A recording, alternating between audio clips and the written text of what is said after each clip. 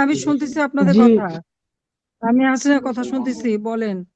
জি madam, আমার ভাই BA pass, সে কোনো চাকরি পায় নাই। কাকাটা দিলেও আমার ভাই চাকরি পায় নাই।